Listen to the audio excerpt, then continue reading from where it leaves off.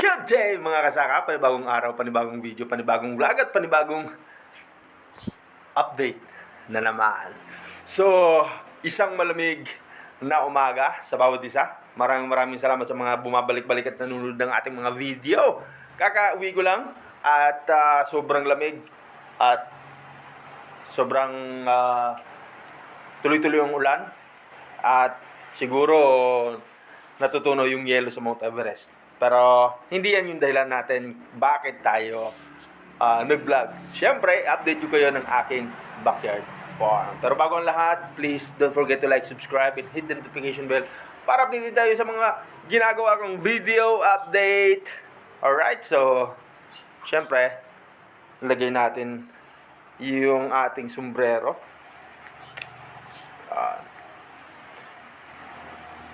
Yun o! So, usually talaga, pag umaga, ang nagpapakain ng mga alaga ng baboy ay si Papa.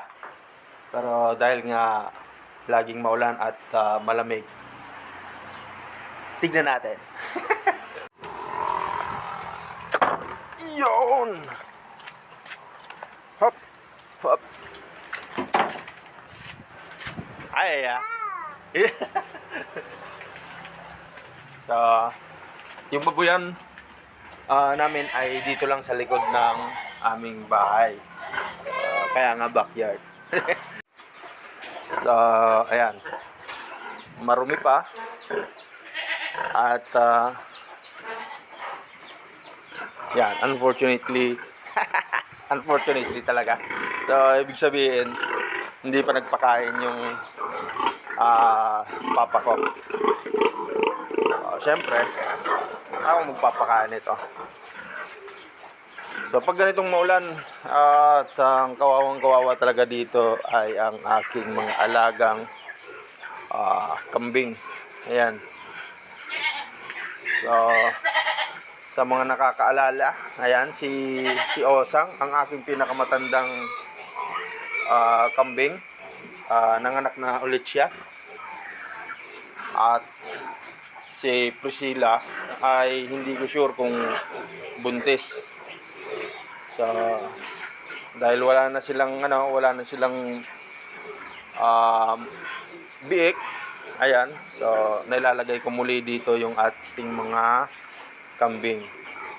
So, ito, ayan, ay malamang sa malamang ay buntis, pero si Priscilla lang yung hindi ko sigurado.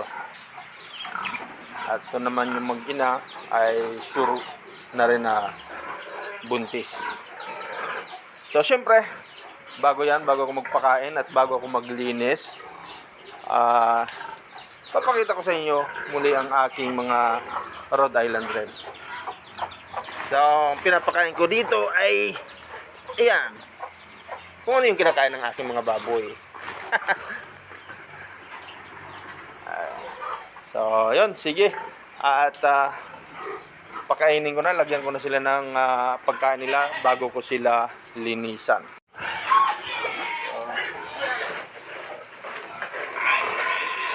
So, dito sa aking backyard farm, laging tansyahan na lang yung pakain ko.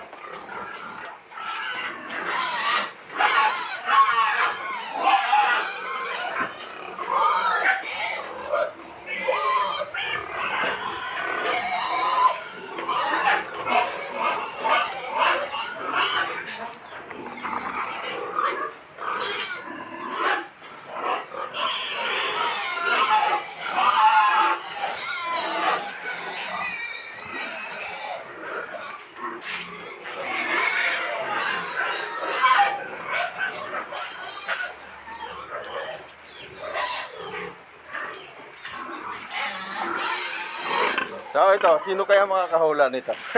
Buntis o hindi buntis?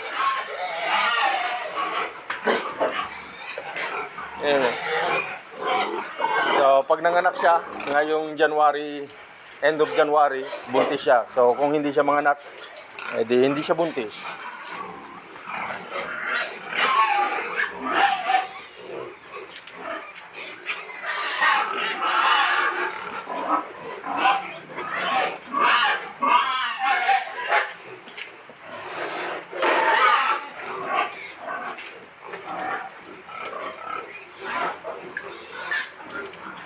So dito mga kasaka sa ating mga patinig, no, ay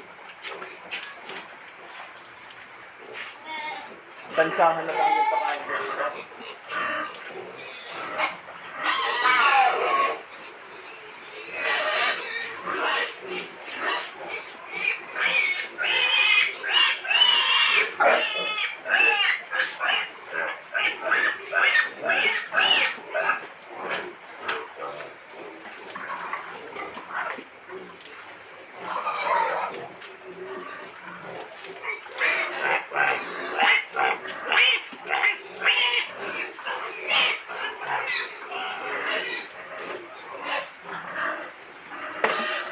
Basta yung isang ulo dyan ay minimake sure ko na 2 kilo at kalahati sa maghapon yung makukonsume nila.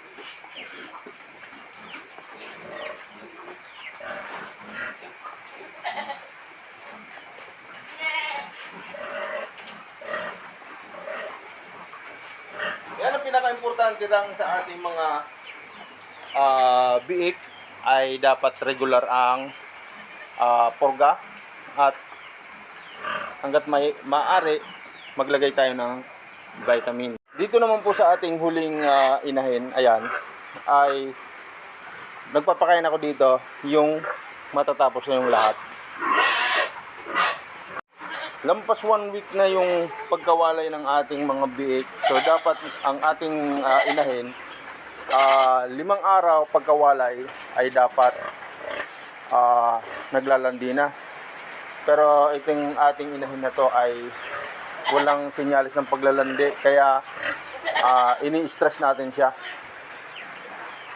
So nakakatulong din yung pag-stress sa inahin para ang tawag dito, mabilis siya maglandi. Yun yung gugutumin mo siya, ayan, diet, tapos gagalitin mo. Yung tipong mapipikon siya na halos lahat ng kasama niya rito ay nakakain na, siya hindi pa. So yun, way ko rin yun para matulungan na makapaglandi. Either nalampasan to or tawag nito, naglandi siya ng walang senyales, kaya ganyan. Baka siguro nalampasan na. Ayan, grabe naman lakas ng ulan. So, pangalawang araw na to. Pangatlo. Ayan, tuloy-tuloy yung yung pagulan. So, pag mga ganitong maulan, malamig, so nakakatulong yung IPA. Ayan, para magbigay ng init sa ating mga biik. So, ayan, halos tapos na sila kumain. Dito naman ay dadagdagan natin to kasi 2 takal pa lang ang nilagay ko rito. So, ang kuwan ko dito ay 7. 7 takal. So, yung isang takal doon sa isang sandok ng feeds, 1 kilo and 3/4. Ayun lang. At nakalimutan ko kung saan ko nailagay yung pang sandok. Ayun, dito pala. So, mamaya uulamin kita. So, ayan, kung makikita nyo, galit na galit siya. Ayan, dagdag stress sa kanya yan sa ating mga inahin. So, sa mga fattening, pag gusto nating patabain, wag natin stressin yung ating mga fattening. Kung gusto naman natin maglandi, stressin natin. Ayan. Lagyan ulit natin to ng 2 sandok.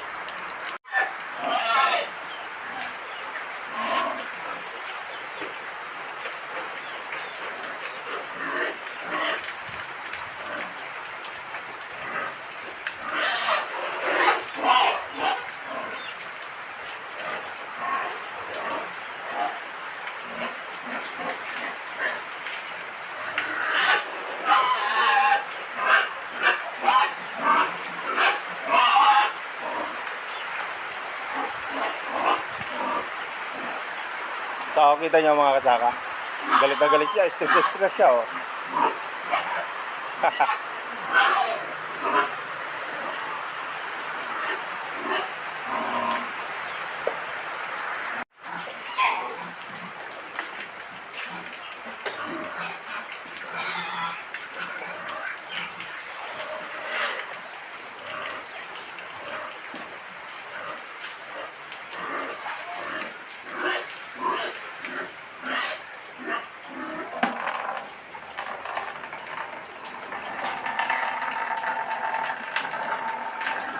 Grabe na, oh. Galit na siya, oh.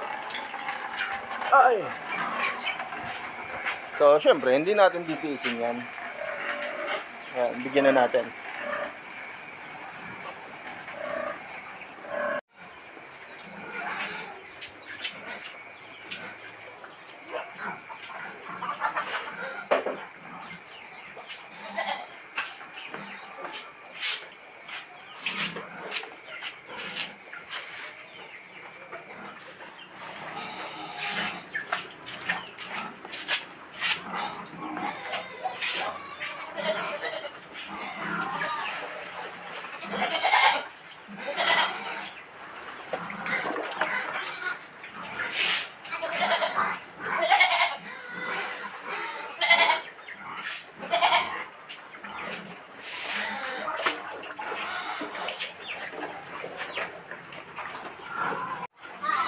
So yun, hanggang dito na lang ang ating video. Maraming salamat. At kung umabot ka hanggang dito, please don't forget to like, subscribe, and hit the notification bell para updated kayo sa ating mga ginagawang video update dito sa ating backyard farm. So muli, this is Edgar, simpleng magsasaka from Bicol, Albay.